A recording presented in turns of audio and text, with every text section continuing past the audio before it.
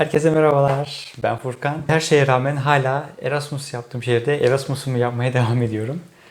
Ve evet, bu şehir Afrika'da. Peki bu nasıl mümkün olabiliyor? Çoğumuzun bildiği gibi aslında Erasmus Avrupa bazlı bir hareketlilik. Çeşitli Avrupa ülkeleri arasında anlaşmalar var işte. Üniversite öğrencileri işte farklı ülkelerdeki üniversitelere gidip oralarda işte bir dönem veya bir yıl okuyabilme fırsatı tanıyor bu hareketlilik.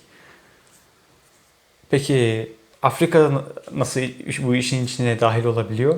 Ben nasıl şu an Afrika'da Erasmus yapıyorum? Aslında ben İspanya'da Granada Üniversitesi'ni seçmiştim Erasmus yapmak için. Fakat İspanya'nın Afrika'da iki tane şehri bulunmakta. Ve bu iki şehirde de bu Granada Üniversitesi'nin kampüsleri var. Asıl kampüs Granada şehrindeyken bu iki şehirde de kampüsleri var ve ben şu an bunların bir tanesi diyeyim. Yani bu şehirler Melilla ve Ceuta. Ben şu an Ceuta'da Erasmus hareketliliğimi yapmaktayım. Haritada baktığınız zaman aslında göremezsiniz. Böyle noktayla falan gösterilebilir. Yani çok küçük şehirler bu ikisi de. Fas'ın ucunda ikisi de Akdeniz kıyısında. Melilla daha uzakken İspanya'ya, Ceuta daha yakın. Hatta Ceuta'nın bulunduğu kolum tam böyle Cebeli Tarık Boğazı'nda. Duymuşsunuzdur Cebeli Tarık Boğazı'nı. Bu Atlas Okyanusu'yla Akdeniz'i birleştiriyor Cebeli Tarık Boğazı. Yani bu boğazdan aslında bu karşıya baktığımızda ana karaya, İspanya'yı, Avrupa'yı görebiliyoruz. Havanın böyle çok aşırı sisli falan olmadığı durumlarda gözüküyor karşısı. Hatta karşıda şey var. Cebeli Tarık toprağı var. Birleşik Krallığa ait hala. Orası gözüküp oranın o kayısı var meşhur. O kayanın ismi de Cebeli Tarık. O kayayı falan görebiliyoruz zaten buradan baktığımızda karşıya. Yani İstanbul Boğazı'ndan biraz daha geniş bir boğaz ama gene de gözüküyor karşısı. Karşıda Birleşik Krallık toprağı Cebeli Tarık ve İspanya gözüküyor. Bu tarafta da işte Fas ve Ceuta var, İspanyol toprağı. Yani biz şu an resmen Afrika sayılıyor yani bu taraf. Boğaz ayırıyor bu iki kıtayı. Böylelikle ben şu an Afrika'da yaşıyorum. Afrika'da Erasmus yapıyorum. Şu an yaklaşık 3-4 ay oldu buraya geleli. 3-4 aydır yani Afrika'da yaşıyorum resmen. Tabii burası öyle şey değil. Afrika dediğimizde çoğu insan aklına böyle işte aslanlar, kaplanlar, böyle vahşi doğa falan geliyor. Burası öyle bir yer değil tabii ki. Burası da normal bir İspanyol şehri. Burada yaşayanlar da İspanyol çoğunluğu. Tabii çok fazla Faslılar da var burada yaşayanlar. Ceuta hakkında daha detaylı videolar yaparım ilerleyen zamanlarda.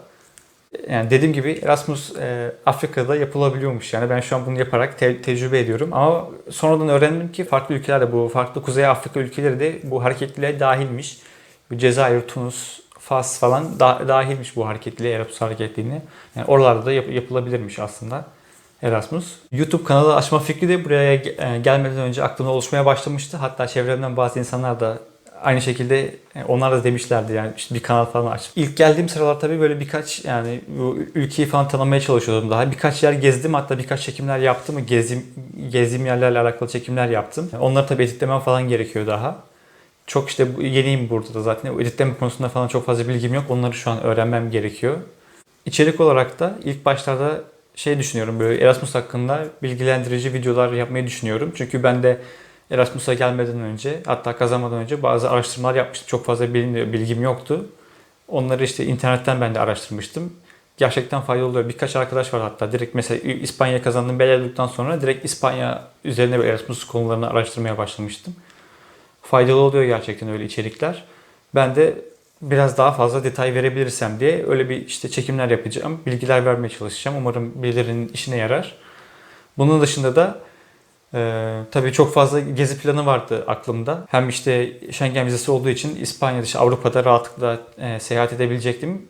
Farklı şehirleri gezip oraları çekip paylaşabilecektim videolarımda.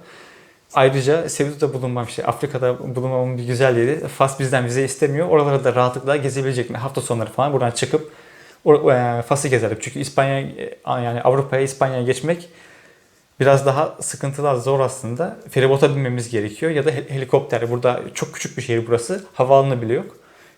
Tek yol feribot ya da helikopter. Feribotla 1 saat sürüyor karşıya gitmesi. Helikopterle de bir 10 dakika falan sürüyormuş. Tabii daha pahalı helikopter. İşte dediğim gibi işte böyle gezi planlarım vardı aklımda.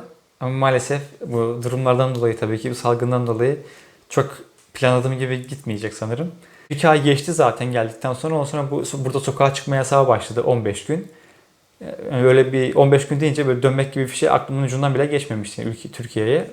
15 gün sonra her şey normal döner. İşte hayatımıza devam ediyordu. Hiçbir sıkıntı görmemiştim. Tabii dönenler dönmüş o sıra. Tabii sonra öyle olmadı. Bir 15 gün daha uzadı. Sonra daha işte toplamda 2 ay sürdü buradaki sokağa çıkma yasağı. Sadece market alışverişine çıkabiliyorduk burada.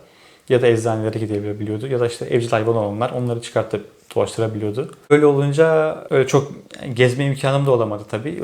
Yeni videolar çekemedim. Tabii motivasyon falan da düştü tabii o sıra. Çok fazla öyle yani bir şey yapmak gelmedi içimden o sıralar. Zaten online dersler falan işte devam etti. Bir yandan da onlarla uğraştım. Şimdi derslerimin de bu arada işte sonlarına geldik. Son işte sınavlar oluyor. Son ödevler, kimisi ödev veriyor. Ödevleri yapıyoruz. Geçtiğimiz günde işte bir kısmını atlattım. Şu an bir vakit buldum, bu videoyu çekiyorum. Birkaç sınavım kaldı. Onları da bitirip şu an burada bir vakalarda düzelme durumu var ülke genelinde. Umarım işte ben bu sınavları da okulu tamamen bitirinceye kadar bu vakalar da inşallah iyice düzelir. Her tarafta, burada da, dünyanın her tarafında da, Türkiye'de de. Planladığım gibi umarım en azından birkaç yeri daha görebilirim Türkiye'ye dönmeden diye umuyorum. Eğer gezersem zaten gezim yeri çekip kanalımda paylaşacağım. Dediğim gibi içerikler işte Erasmus bazlı ilk başta olacak. Sonra işte gezi vlogları falan düşünüyorum. Böyle gezim yerleri paylaşmayı. Farklı içerikler de var aklımda. Daha sonraki videolarda görüşmek üzere. Hoşça kalın.